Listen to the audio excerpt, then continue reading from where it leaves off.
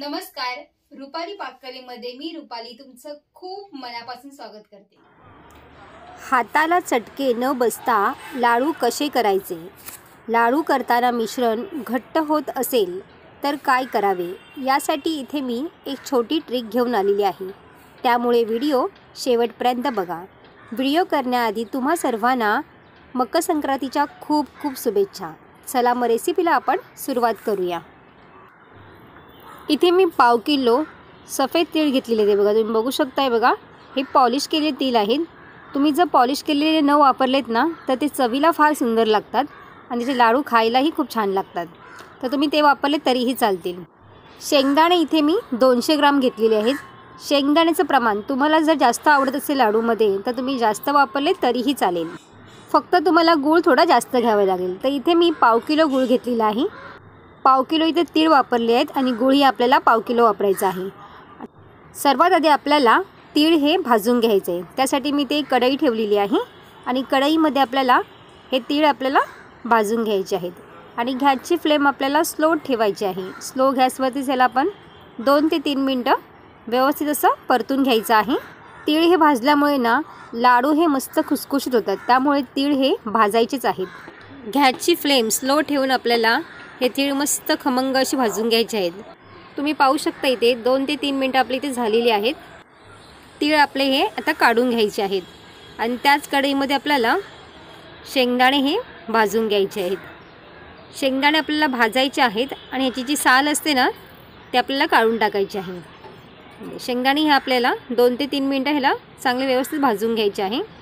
गॅसची फ्लेम आपल्याला स्लो ठेवायची आहे, त्यामुळे ना शेंगदाणे ही मस्त आतमध्ये एकदम मस्त खरपूस असे भाजून येतात। हे बघा, छान असे कुरकुरीत होतात हे आणि त्यामुळे साल ही अशी फटाफट निघल्या जाते बघा। असा कलर चेंज झाला ना की आपल्याला गॅस बंद करून घ्यायचा आहे आणि 2 मिनटं ह्याला असं सतत ढवळत राहायचं आहे। मग ते काढून घ्यायचे आपल्याला। शेंगदाण्याची आपल्याला साल काढून टाकायची आहे, त्यासाठी इथे मी ताटामध्ये असं थोडंसं क्रश करून घेते आहे बघा, त्यामुळे ना शेंगदाणे हे साल निघते याची।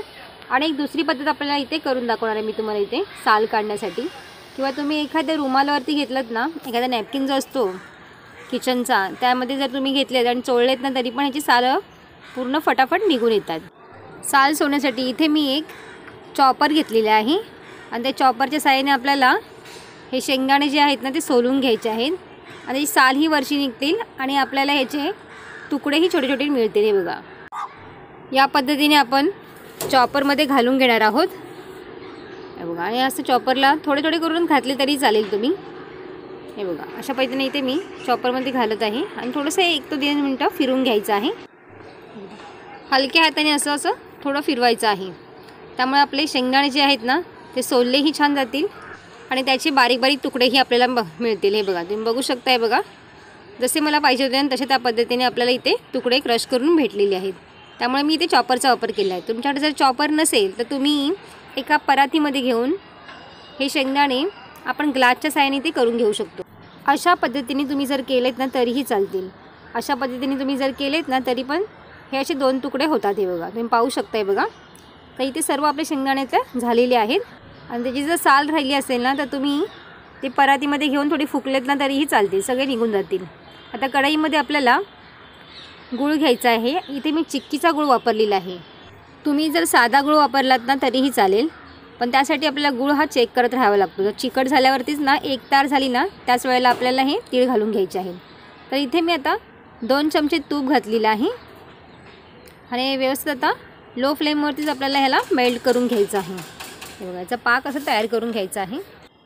तुम्ही बघू शकताय बघा, गूळ आता मस्तपैकी तसं मेल्ट झालेला आहे आणि तुम्ही पाहू शकताय बघा, हा गुळाला ना जर ज्या वेळेला असं मस्तपैकी असं फसफसल्यासारखा फेस येतो ना त्यावेळेलाच आपण हे तीळ घालून घ्यायचे आहेत, म्हणजेच आपले लाडू जे आहेत ना ते मस्त खुसखुशीत होतात। हे बघा, तुम्ही बघू शकता इथे आता मी तीळ घालून घेणार आहे आणि शेंगदाणेही आपले इथे घालून घ्यायचे आहेत आणि फटाफट ह्याला असं मिक्स करून घ्यायचं आहे।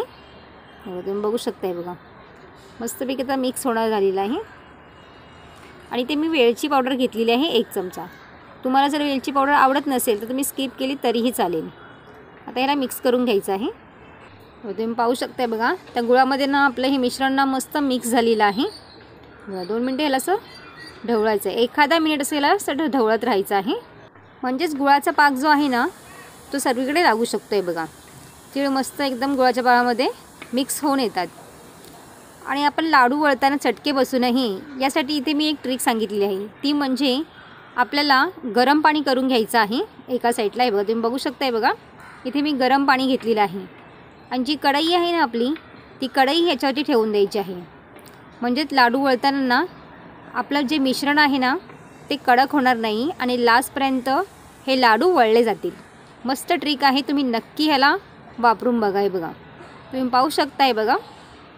तर जे मिश्रण आहे ना ते घट्ट अजिबात होणार नाही. लास्टपर्यंत हे मिश्रण असं हे सॉफ्टच राहतं. तर आपण लाडू वळायला घ्यायचं आहे आणि हाताला चटके बसू नये यासाठी आपल्याला ना सुरुवातीलाच थोडं पाणी लावून घ्यायचं आहे हाताला आणि हे लाडू वळायला घ्यायचे. हे बघा तुम्ही पाहू शकता बघा, फटाफट असे लाडू हे वळले जातात. आणि आपण पाणी लावल्यामुळे हे लाडू खराब होतील किंवा त्याला बुरशी चढेल असं अजिबात होत नाही. कारण की आपण ह्याला डब्यामध्ये भरण्याच्या आधी 2 ते 3 तास बाहेर फॅनखाली म्हणा किंवा असंच जरी म्हटलं ना तरी आपण ते ठेवतोच. त्यामुळे जे पाणी जे असते ना, जे मॉइश्चर जे असते ना ते उडून जातं. तर ही पद्धत तुम्ही नक्की करून पहा, तुम्हालाही आवडेल. तर अशाच पद्धतीने इथे मी फटाफट लाडू वळून घेणार आहे. तर तुम्ही बघू शकता हे बघा, लास्टपर्यंत आपलं जे मिश्रण आहे ना ते अजिबातही घट्ट झालेलं नाही आहे आणि लास्टपर्यंत आपल्याला लाडू हे असेच वळले जातात. तर संपूर्ण लाडू आपले इथे हे मी तयार केलेली आहे. तर तुम्हाला ही ट्रिक कशी वाटली मला कमेंट्स बॉक्समध्ये नक्की सांगा. हे बघा तुम्ही पाहू शकताय बघा, अशा पद्धतीचे हे लाडू मस्त खुसखुशीत आणि खमंग बनलेले आहेत. तर तुम्हाला ही रेसिपी कशी वाटली, माझी लाडू वळण्याची पद्धत कशी वाटली मला कमेंट्स करून नक्की सांगा. आणि आवडल्यास लाईक करा, शेअर करा आणि माझ्या चॅनलला सबस्क्राईब केलं नसेल तर सबस्क्राईब करा. पुन्हा भेटू अशाच एका नवीन रेसिपीमध्ये. तोपर्यंत मस्त खा आणि स्वस्त राहा.